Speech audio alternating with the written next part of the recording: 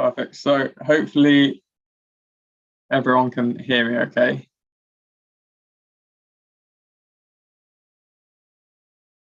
Perfect. So we'll just wait another minute or so for a few more people to come into the chat, and then we'll get started.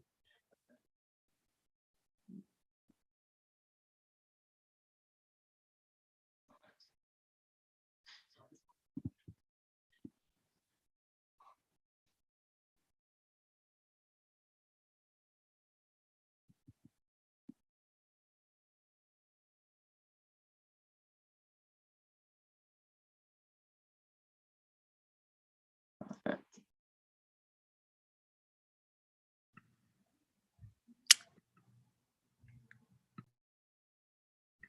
Right, so the idea of today is basically going through verbal reasoning. It's quite important that people are kind of paying attention today in terms of the tips and tricks that I'm giving, but also the questions that I'm going to be going through as well, because they will require you to do a bit of reading today. So I just want to make sure that everyone is kind of able to see everything okay on the screen. Just let me drop a message in the chat if you can't.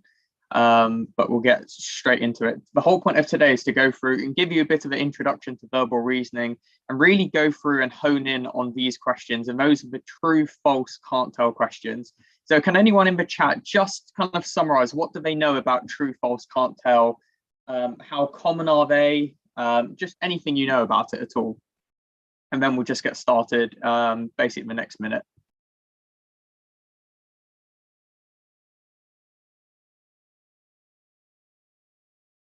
Yeah, absolutely right. So they contribute to about 10% to 15% of the marks.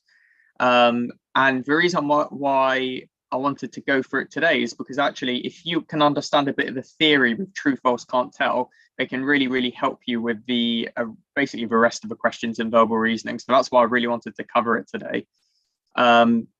Jack, he mentioned, if in doubt, put can't tell. You know, people do get scared of can't tell. And again, I'll be explaining a bit about how you start distinguishing between the three, true, false, or can't tell. Perfect. So I think I'm just going to start now. And anyone who needs to join can join in a bit. Perfect. So verbal reasoning itself. So if we go through just kind of the basics of the timing. So, well, I've given it away that I was going to ask people what the timing was. Remember what I said last week? I want everyone to make sure that they understand the exact timing for each station, have it printed, have it on your wall, have it in your room, have it on your desk somewhere, because you need to know the timings and you need to know roughly how much time you have per question. So can anyone say in the chat, roughly how much time do you have per question or per kind of comprehension statement that you're given? So what do people think? There's a bit of a difference there. Some people saying 30 seconds, then a minute. Any idea?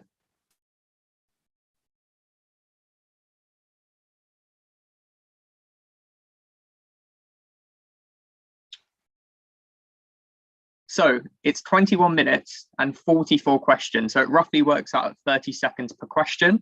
However, if we look at this, we have 11 passages here and we have roughly about 2 minutes per passage. So everyone can start to realize that you've roughly got about 2 minutes per passage. So, you know, it's roughly works out about 30 seconds per question. So very important to realize that basically every 4 questions you're answering, 2 minutes should have gone by. Okay, again, stick it on your wall, get it somewhere, get it ingrained into your head. And this is kind of a structure. So on the left-hand side, we've got our passage, and then on the right-hand side, we've got a question and the answers there, and a very simple multiple choice format. Okay, so nothing too scary there. So there's a variety of different questions, and they range from things like the true, false, can't tell, which I'm going to go through today. You then have these other ones like the type 1, type 2 questions. You have writer questions, and also you have reverse questions. The reverse questions usually are talking about, oh, what is not this? Or, you know, it's kind of psychologically something that's quite difficult to understand. You have to break it down step by step. So I'm going to go through the first one today, true, false, can't tell. The rest of the types of questions, again, have a look at our website, check out the extra videos that we have. because they will be talking about the other bits as well. Okay, so let's jump straight into it. So we've got this first question here, which we'll be covering right in a second. So I want everyone to answer this, but not yet. So in terms of the old UCAT style, majority of the questions, about 80% of the questions were true, false, can't tell. Recently, they've changed it so that the UCAT questions now are, majority of them are not the true, false, can't tell, they're the statement questions. And in terms of going through them step by step, so what does true actually mean? Well, true means it's directly stated, or you can make an inference. So can anyone just tell me, anyone from the chat, so I'll just pick on someone, Jack, do you mind just turning your microphone on, just maybe telling me the difference between the two, directly stated versus inference? What do I mean by those? So like directly stated, you could probably, it's I mean, I'm only saying this because I did RE for GCSE, but like if you like got a bit of scripture that says believe in God, and then you have a statement that says you can believe in God, you can use the text or the passage to back up your answer, whereas an inference is something you can deduce from a paragraph that doesn't actually say it specifically, if that makes any sense. Yeah, absolutely. So that is the key between the two, but especially the inference can sometimes be quite tricky because it's stating a fact, but in a way that you have to kind of understand the text. So for example, I've got two examples right here. So the first one is about directly stated. So a statement can be true if it is directly stated in the passage. So here's the passage. It's saying Mark Zuckerberg became the founder of Facebook in February 2004 whilst at Harvard University. And the statement here is Facebook was founded in 2004. Well, it very simply states in the passage that he became the founder of Facebook, and that was in 2004. So very, very simple. It's directly stated. It's easy. It's straightforward. The other one starts to get a tiny bit different. And again, this in the passage, it says altitude has grown significantly since its launch. To date, a vast number of firms are using Altitude to boost their online marketing strategy. So the statement here is Altitude are one of the better social media management firms in the UK. So can someone tell me in the chat, how do we know that this is a true statement? What is it from the passage that makes us choose true? So how can we infer that this is a true statement? It says here, Altitude are one of the better social media management firms. How can we tell that this is potentially true? Yeah, so I think the fact that it's saying here the vast number of firms are using Altitude, that must mean if so many firms are using Altitude, it must be good. It must, if it kind of, you start assuming that actually yes, it must be good if a lot of firms are using it. Absolutely. Perfect. So well done, guys. We'll move on to the next statement here, which is Altitude are the best social media management firm in the UK. Can anyone remind me? So Jonathan, do you mind just turning your microphone on for me? So Jonathan Ockham, can you hear me okay?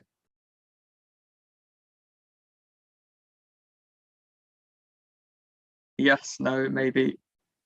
Okay, so basically the question that I was trying to ask here is, can anyone remember what I was trying to emphasize last week about the strength of a statement? So when they're using kind of superlatives, when they're saying something is the best, something is the worst, exactly, Bia. So I was talking about extreme language, absolutely right. And here we've got an example of absolute extreme language. Altitude are the best social media management firm in the UK. So, nowhere in the passage does it state that Altitude are number one, they're at the top, they're the absolute best. And that means that we can't directly say that this is true. And that's why it's a can't tell statement. Okay, so the top tip here is make sure you're identifying extreme language all the time. So does it say the best? Does it say the worst? Because that will give you a really big clue to what the answer is. So false. There's two ways to try and well, it says true here, sorry about that, I should say false, but there are two ways to have to kind of work out whether a statement is false. So the first one is a straight up contraindication. So in the passage, it might say, King William III sought to modernize his kingdom's finances to pay for its wars, and thus the first government bonds were issued in 1693 and the Bank of England was set up the following year. So if it says here the Bank of England was set up in 1693, well, we obviously can see in the text, but actually no, it was set up the following year, so it must have been 1694. So that's a straight up contraindication. That makes this statement here absolutely false. So what about this one? Why is this false? So can someone in the, just drop a message, put your hand up, whatever is easiest. Can someone tell me why is this statement false here? So Crandon are the only supplier of amaroot extract left to date. I'll just leave that there for people to read. Why is that a false statement? Yeah, absolutely. So it says here that they are one of the very few suppliers left, but that does not mean that they are the only supplier left. So we can see that actually we're only talking about a couple words here that make the difference. And that is why verbal reasoning is so challenging, because if you misread a word here and there, maybe if you skipped a couple words here and there, you might get the completely wrong answer. So the key to this is, yes, you should be skimming through the passage, but like I said before, and I keep on reiterating this again and again and again, you need to find the words that are kind of extreme language. So where is it in the passage that you can find something about them being the only supplier left, or something about other suppliers? So that's what I would have done. I would have read this statement which said Crandon are the only supplier of amaroot extract left to date, and I would have gone to the passage. I would have tried to find amaroot extract. I would have also tried to find other companies. For example, can I find another company that's beginning with a capital letter? And that would really help. Okay, so that's what I would do. Really important is statements going too far. Okay, so I would just clarify that one more time. That a statement is going too far is when they're using extreme language, or they're stating of something that is maybe a bit too extravagant. That's another word that I like using, is statements that are too almost too good to be true. So if you see a statement that is too good to be true, then you have to start thinking, okay, is it false? Is it true? It's probably not going to be true if it's too good to be true. So can't tell. The key to this is you cannot use your external knowledge here. Okay, and I'll give you an example in a second. So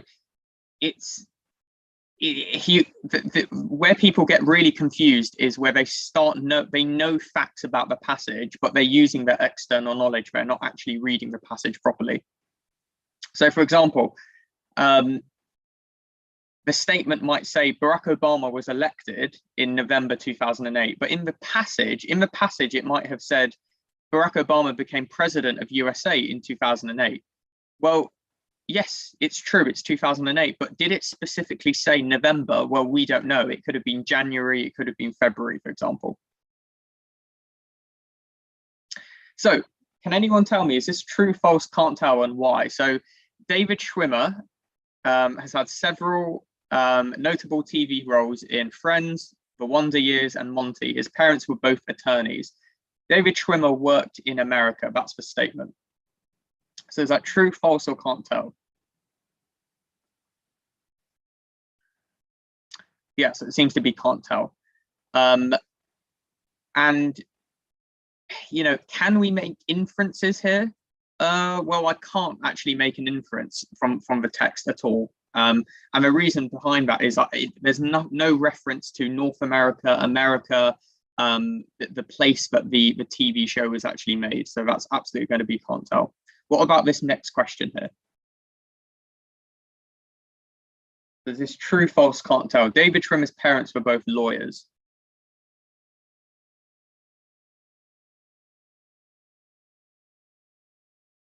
Yeah, absolutely true. So this is another tip for verbal reasoning, is the importance of synonyms. Okay, so synonyms are so important. So for example, I'll ask this question to everyone in the chat. if this statement was referring to a sports professional, can you think of any synonyms that you might be thinking of in your head? So a sports professional. Yes, everyone's absolutely saying athlete, and that's exactly what I was trying to get at here. Is we know that if there's a particular word in the statement, try and think about synonyms. Even here, David Schwimmer's parents, you know, if what I'm thinking of there is maybe David Schwimmer's mum or dad, or the people that raised David Schwimmer, for example. Do you see what I've done there? So I'm just trying to think of some synonyms that I can try and find in the text and find in the passage. Okay, so every day of every week, people ask me, they say to me, Shivam, I struggle so much with verbal reasoning. I can't do it. I can't read the text fast enough. And, you know, it's difficult to give them the answer straight away. And these are the kind of tips and tricks that I want you to start using. And one of the really, really important tips and tricks for verbal reasoning in particular is finding words and creating synonyms for yourself so that you can directly find out where it is in the passage. So, for example, if we read lawyers and we were thinking, okay, synonyms for lawyers, attorneys, for example, we would be able to find that sentence. It might be at the beginning, it might be at the end of the passage. Okay, so Galthree said, if the statement was people who raised him, wouldn't it be can't tell because it doesn't say? Yeah, so Galthree, what I was trying to say there is I'm trying to come up with kind of synonyms so that I can get to the part of the passage a bit easier. So you're absolutely right, that would probably be a bit of an inference there, so it might be can't tell, but hopefully you can try and kind of get the message I'm trying to make here is every time you read a statement, try and think about some synonyms and try and see if you can find those synonyms in the passage, and that will save you time in terms of reading everything over and over again. Okay, so let's have a go at this. Now I have got a poll that I'm trying to get up, but it's not really working at the moment. But have a read of this, and I would like someone to actually explain that answer to me as well. So I'm either going to pick someone at random, or if you can put your hand up or turn your microphone on, but just let me know.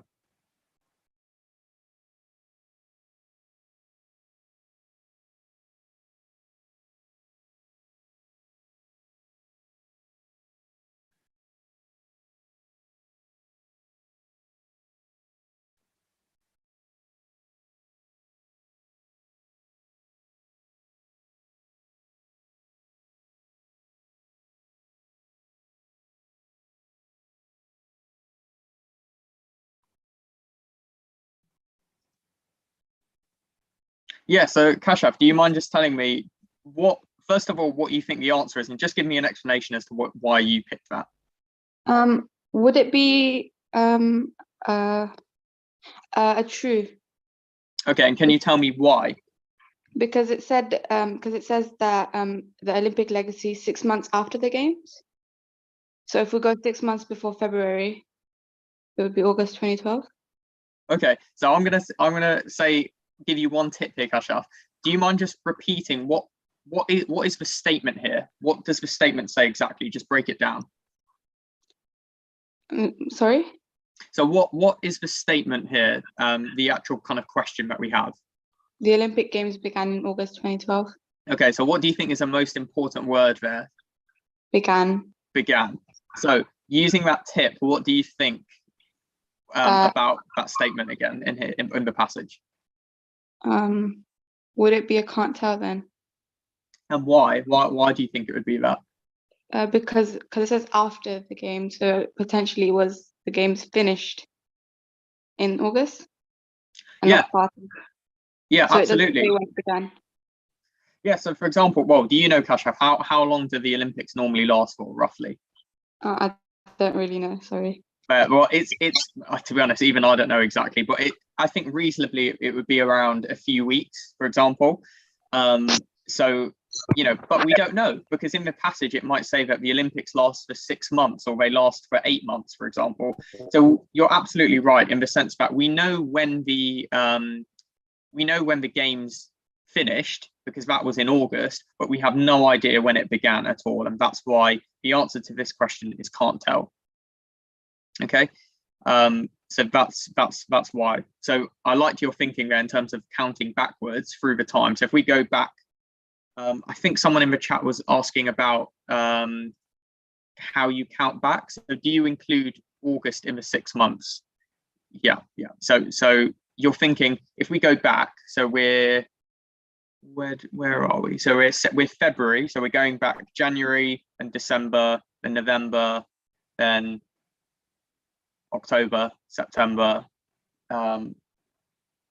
August. So that's 6 months. Go. Yeah, nice. You're making me think a lot there. Yeah. So that's absolutely can't tell because we don't. And the reasoning is simply because we don't know. It doesn't say here when it started. We know when the Olympics finished or ended. If it said the Olympic Games ended in August 2012, then yeah, that'd be true.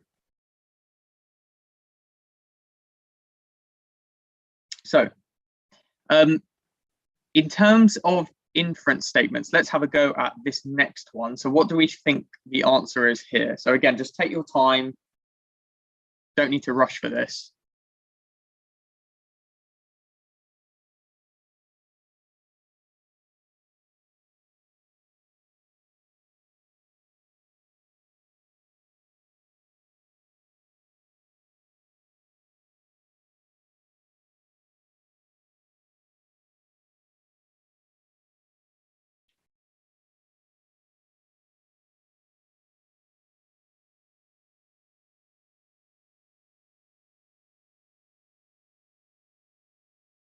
So I'll still give you plenty more time.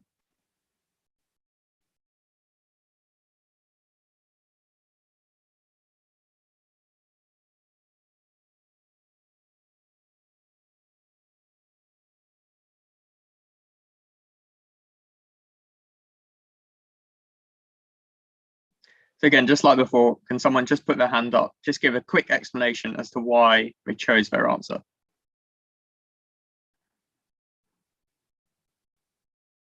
Perfect. Do you want to go for it?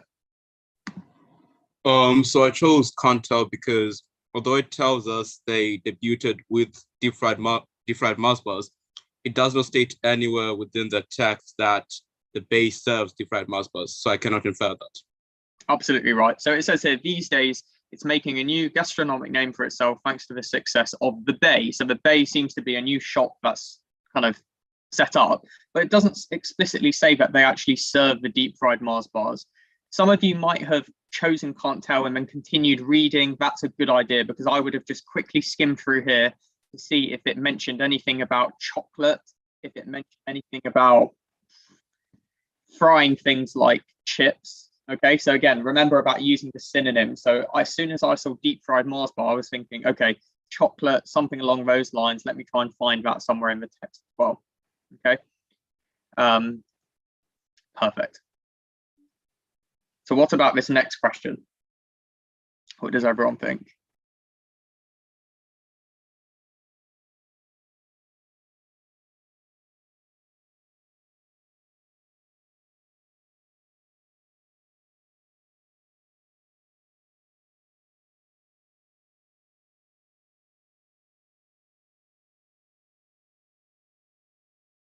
I've just put a poll up, so hopefully it will work.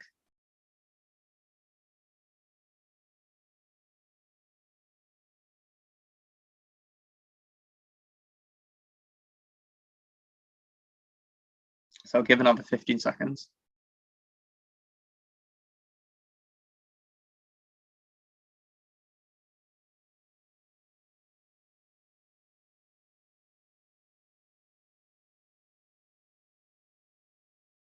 Yes, I think most people kind of getting the right answer there, which is true. Again, can someone just tell me exactly why it's true? Yep, go through. Do you want to go through it? Why is this statement true? Isn't it because it states that one or two of the more argumentative customers, therefore it shows that they are some of his customers? Yeah, absolutely. So this is a really key part to it, actually, is making sure that you're reading the statement and seeing that it says some customers. So some customers of the Bay take an interest in environmental matters. So go through, what does some mean? Some customers. It doesn't mean all, but a few. usually. Yeah, so basically some customers go actually technically means one person or more, doesn't it? So even if one person came into the shop and, you know, said something, that is actually technically some. So that's really important to remember. So again, like you said here, it says here that one or two of the more argumentative customers like to point to the transparent tubs. So there we have it. Okay, it's there, black and white, very easy to get to. But some people might have struggled with this because they kind of read through the passage again. But the key to this is thinking about the synonyms. So environmental matters. So talking about the environment. It's also mentioned customers here. So again, customers, I went straight down here and saw customers and started reading this sentence and then got to the answer. So really well done there, Gardner. Perfect. So just to absolutely be clear with this for everyone so that they 100% understand, if you have something in the passage and there's a direct match, you absolutely pick true. Okay, so this example here, Facebook was founded in 2004, and in the passage, it very clearly states about it being founded in 2004. The next one is a slightly different one where there's a bit of an imperfect match, but we can make a lovely inference from it. So again, the Altitude are one of the better social media management firms in the UK. Well, if we know that lots of firms are using them, they must be one of the better, okay? They're not going to be probably one of the worst ones. They're going to be better because lots of people use it. So we need to do a bit of an inference and we come to the conclusion that that's true. The next part is if there's an imperfect match and also if there's a big assumption. So remember what I was mentioning before about if something's too good to be true. So this statement here is a bit too good to be true. It says Altitude are the best social media management firm. So it's too good to be true. There's a big assumption there, and that's why you choose can't tell. And then finally, I mentioned before about the mismatch. Anything mismatched has to be false. Perfect. So let's have, I don't want to, there we go, I'll do this question. So have a read of this small part of the passage and then answer this statement here. I'll try and get a poll up for everyone as well.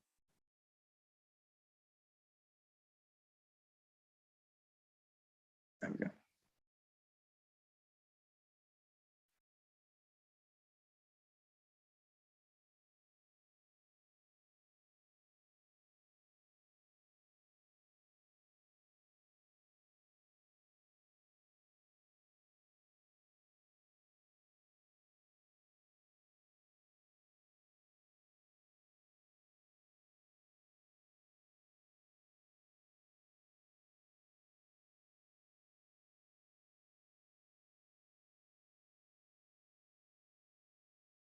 Okay, so what's another tip that I can give for verbal reasoning? Well, the other tip that I can give is that with verbal reasoning, you have to try and not overthink too much, okay? Because for example, this statement, it says UCL Medical School has improved over time. Well, some people might say, well, improved over time. Well, improved in what? Improved academically, improved in terms of their buildings, etc., etc. So sometimes we can delve into it a bit too much or a bit too deep. So you don't need to with verbal reasoning. You just have to kind of read the statement, try and find it in the passage. I do understand where people are coming from in terms of, you know, the fact that the statement is a bit ambiguous. But I think most people have kind of realized that, yes, this statement is true. Can anyone just quickly emphasize why this is true? So why is this statement absolutely true? Yes, Adam?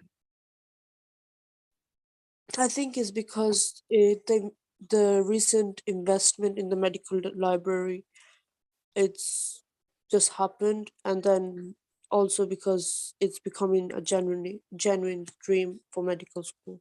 Yeah, so I think another key word here is becoming. So the fact that it's becoming something, it means that obviously something has improved over time for it to become a genuine dream medical school. So that's again why I would pick true for this. So I think some people in the chat also mentioned that. So yeah, becoming, which is a really important word to pick out. Good. What about this one? I'm not even going to put a poll up for this.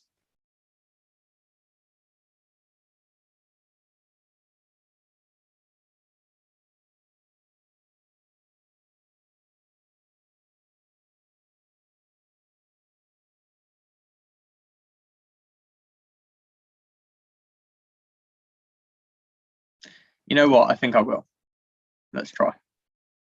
There we go. Oh, it's too late because I put the answer there, so that didn't really work. So yeah, so the answer to this question is can't tell. I think a lot of people chose B. A lot of people were choosing false for this. Can someone again just turn their microphone on and just explain to me why is this a can't tell rather than a false? Yeah, Chloe, do you want to go for it? And there's no statement that says it. It might be, it might not be. Yeah. So why do you think, Chloe, a lot of people chose false? Because it doesn't say it. So maybe you just jump to the conclusion that it is false because it's quite a big statement. Yeah, absolutely. So it is quite a big statement there.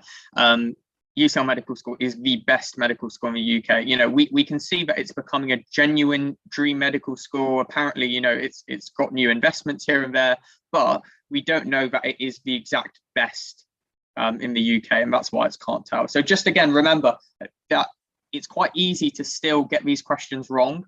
So please just reread that statement, be absolutely sure what type of language is it using, what synonyms do we have as well. So next one, I don't want to put a poll up because I've got this feeling that I'm going to give the answer away.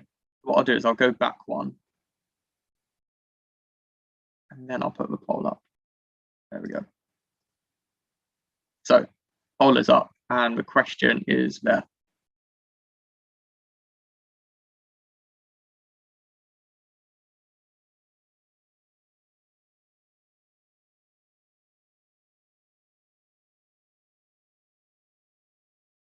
So what does everyone think for this question?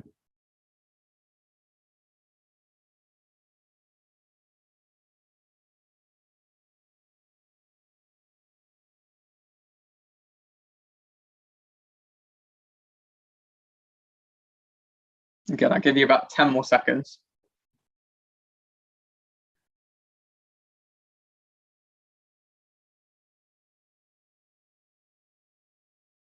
Okay, so quite a big discrepancy, actually, bigger than I was kind of expecting. Can anyone tell me what can someone who chose true turn their microphone on for me and just explain why they chose true?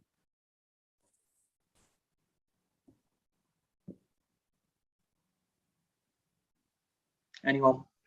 No? Yeah, maybe. Can I explain? Yeah. Because it says that it's become one of the most popular institutes, and it says it's becoming a genuine dream medical school because of the redevelopment. So therefore, it's a complete success. That's why I think it says true.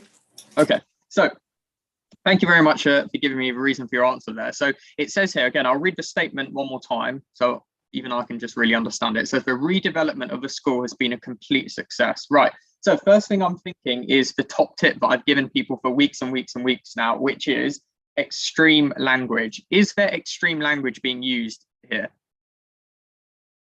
Yes.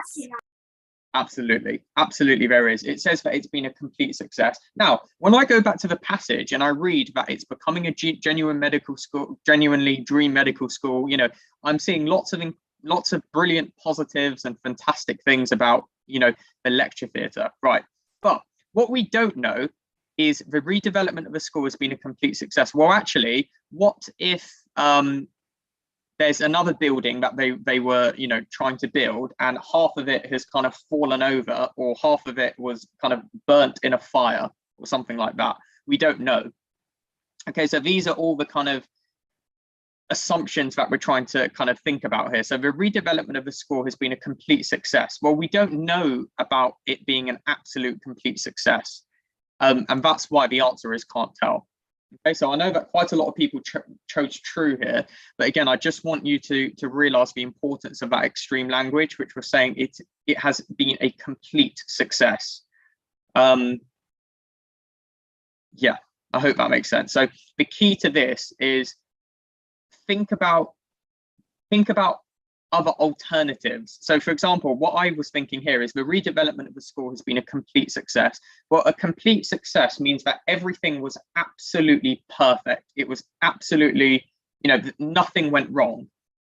That sounds a bit too good to be true, because maybe there was one day where it was raining and maybe something fell over. or the development of, you know, they didn't put enough chairs in the theatre or something. Okay, something might have happened like that. Okay, so that's why it's can't tell.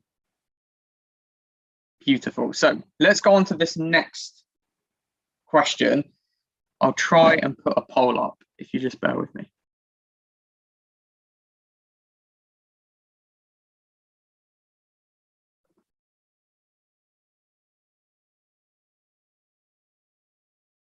Okay, poll isn't working, doesn't matter. If you can just put it in the chat instead.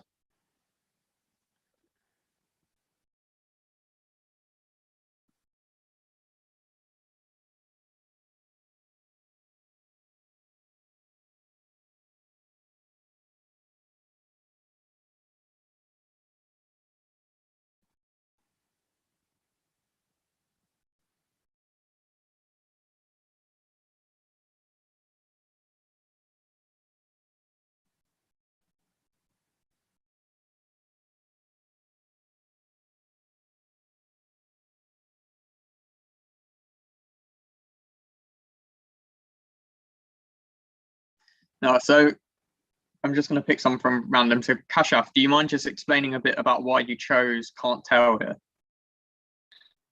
Because it doesn't say that they have apologized, and it also doesn't infer that they've apologized, because it just says TK Maxx pulled a line of the kitchenware, like they pulled it out. But other than that, they've not. There's nothing else that says that they could have apologized or they might have. That's why I chose can't tell. Who has apologized though from here? Pink Boutique. Yeah, absolutely. So again, that's where people might start to get a bit confused, because when I was reading here, it says Pink Boutique removed its lines earlier this week and issued an apology for any offence caused. Okay, so you're absolutely right. So we don't know if they actually apologized, and that's why it's can't tell, but you're absolutely right. Pink Boutique did apologize. Okay, so let's have a go at this question. I'll try and launch the poll. There we go.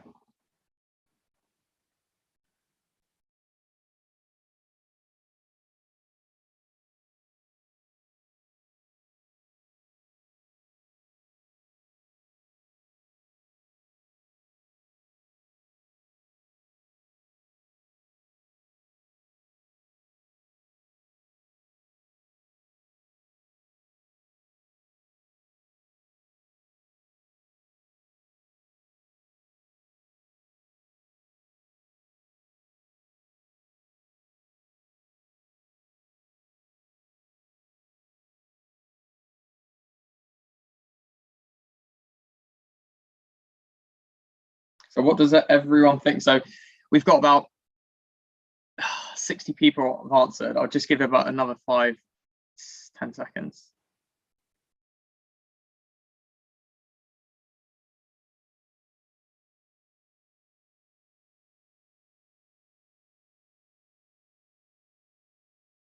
All right, so I'll end the poll and I'll share the results. So big split here for this question. Can anyone just put their hand up and just explain to me what they put as the answer and why? Yes, go for it. I put cannot tell because they say that the TK Maxx one is obsessive Christmas order, but the Pink Boutique one, it just says OCD Christmas jumpers. So you literally cannot tell. It could be obsessive Christmas disorder. There might be something else. Like from general knowledge, I'd know it wouldn't be, because then it'd be like copyright. But if I'm not putting general knowledge in there, you just can't tell.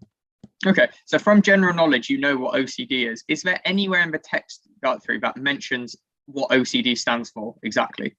No. Wait. Yeah, right at the top. Right at the top here. So it says it obsessive compulsive disorder. So that means that this so it says here Pink Boutique OCD stands for obsessive compulsive disorder. So you're absolutely right. It's going to be can't tell, because we don't actually know exactly what that OCD stands for. And so Godfrey, did you say can't tell? Sorry. Yeah. Yeah, perfect. So I hope everyone can start to realize how it's these types of questions that are very, very challenging because it requires you to do a bit more reading, and also you need to flick between two passages as well.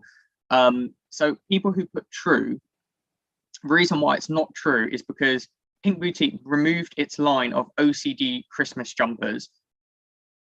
We don't know exactly what they meant for OCD. OCD could have meant absolutely anything for Pink Boutique. Pink Boutique, we don't know. Okay, and that's why, because it doesn't explicitly say what the OCD stood for. Up here, even though it says OCD stands for obsessive compulsive disorder, we don't know what Pink Boutique themselves actually decided to use that acronym for. So let's have a go at another question. So I just wanted to emphasize one more time the importance of extreme language, because it's so important. I just want, if you're going to take anything away from today, it has to be that. It has to be the extreme language. And also the synonyms, I think, is also very important. So we've got a few more questions to go through. I just want everyone to have a read of this. I can't put another poll up because I'm just struggling a bit. So have a go at this one. Just put your answer in the chat instead.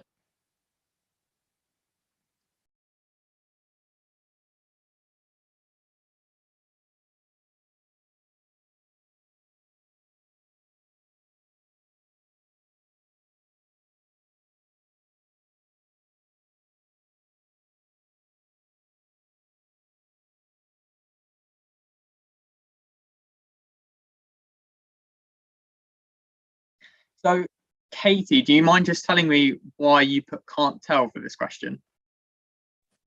Yeah, so in the question it says any, which is quite extreme in a generalization. And the only time it mentions 2 hours in the text, it says that it's putting in that the government have said a recommendation, but they haven't said how many schools follow. Yeah, absolutely. So the big part here is no longer done at any school. So that means that in the text, we need to clarify that absolutely no school in the whole of the UK does PE for 2 hours or longer. Okay, so very, very, very, very extreme language used once again. Okay, let's have a go at the next question. Should just be coming up in a second.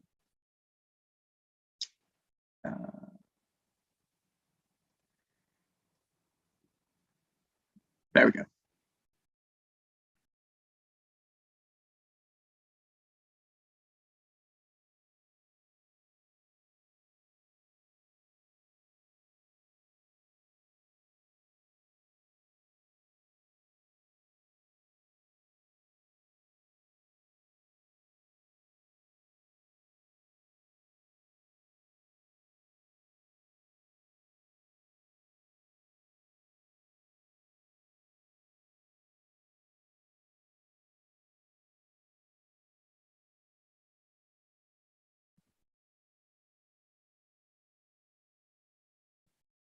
Yeah, so Ikram, do you just want to tell me why you've chosen, well, why have most people chosen C then? I chose C because they said that they often make cuts in school sports, but then in the text, they said the government has made some cuts in school sports. So if it says it has made some cuts, then surely it should be true then. Yeah, I put true. So you put true. Yeah. So just clarify with me one more time. So why is it true? Because the statement that they said in the text is literally the same as what they said in the question. The government often makes cuts in school sports. Okay, so so let me read this text one more. Let me read this statement one more time. So Adan, do you just want to tell me why you've chosen that? I chose can't tell because you know how it says often, and I just thought that the government has just done some, so I thought it was like it wasn't in time as like often was in time, like it referred to time, so that's why I chose can't tell. Yeah, and I think I have to agree with you there, Adam, because it says here the government often make cuts in school sports. So that means that over a over a period of time, they've been making cuts to school sports. It does, I must stress here, it does say here the government has made some cuts in school sports. So, but again, we don't know about the time period. The time period is still a bit ambiguous here. So that's why that answer there was can't tell. Okay, so again, it's just that ambiguity here. Yes, they have made some cuts in school sports, but it says here the government often makes cuts. So that's why it's can't tell. Perfect. So let's finish with this last question here.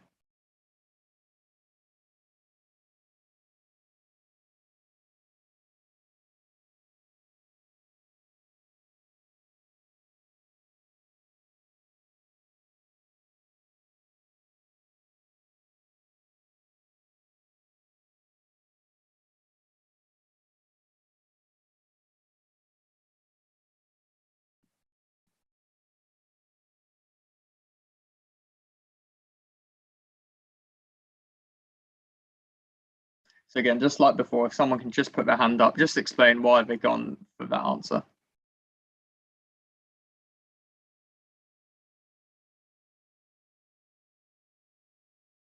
So Jonathan Ocon, do you mind just explaining why you chose can't tell?